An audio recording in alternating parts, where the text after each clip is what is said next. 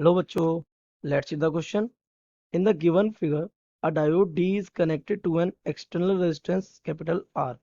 R equal कितना 100 ohm है and an EMF of 3.5 volt.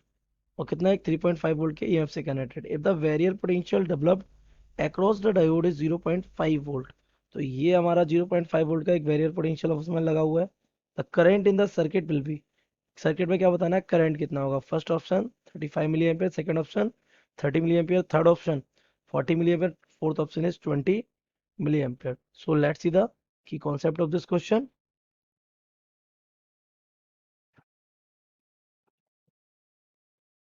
The key concept of this question is कि यहाँ पे हमारा वोल्टेज ड्रॉप और ईएमएफ हमारे यूज हो रहे हैं, तो we will apply the Kirchhoff's rule.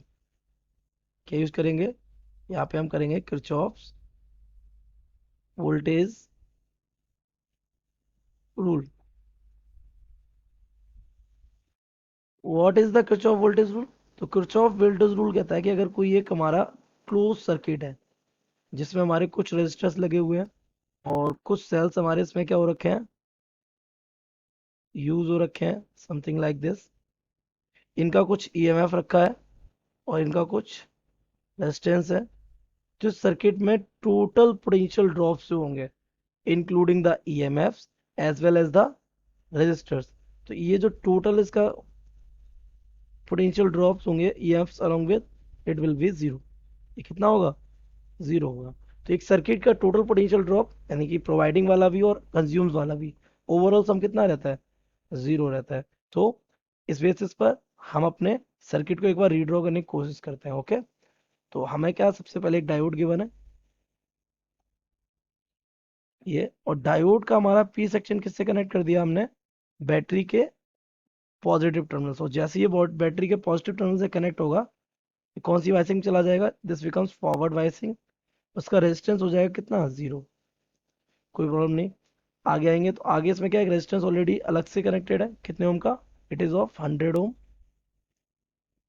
इधर से हमारा सर्किट हो जाता है कंप्लीट. तो कुछ ऐसा हमारा सर्किट गिवन है. ये हमारा 3.5 वोल्ट का है. और जीना डायोड का जो वेरियर पोटेंशियल है वो कितना गिवन है आपको? 0 पॉइंट, सॉरी जीना डायोड नहीं, ये हमारा सिंपली डायोड है. कितना है? 0.5 वोल्ट. तो ये हमारे डायोड का क्या है? Barrier potential. वेरियर पोटेंशियल क्या करता है? हमारे अप्लाइड पोटेंशियल क्या कर देता है? कम कर देता है. तो अगर हम इसमें क्या करें, अप्लाई करें, अप्लाइंग किरचॉफ्स वोल्टेज रूल. तो अगर हम अपने किरचॉफ वोल्टेज रूल को यहाँ अप्लाई करें तो यहाँ से आपको साफ दिख रहा है कि एक हमारा ईएमएफ कितने वोल्ट का है? 3.5 वोल्ट का है. उसको अपोज करने के लिए तो माइनस का हो जाएगा कितना? 0.5 वोल्ट. तो ये ईएमएफ हो गए प्लस. और ये हमारा यहाँ पे अगर इस सर्किट में करंट मान लेते हैं आई है, तो ये आई आ जाएगा. तो आई हमारा यहाँ पे वोल्टेज ड्रॉप करेगा रजिस्टर पे, तो इसका हो जाएगा 100 इंटू आई.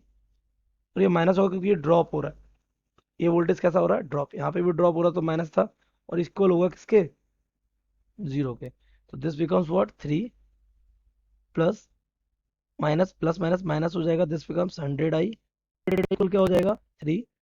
तो I will be equal to the 3/100. तो यहाँ से अगर हम इसको सॉल्व करेंगे तो this will become I is equal to 0.03 ampere.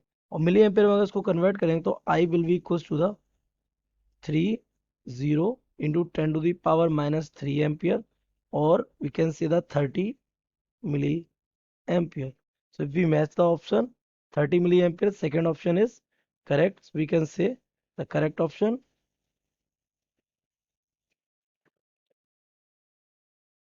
second. I hope you have understood it well.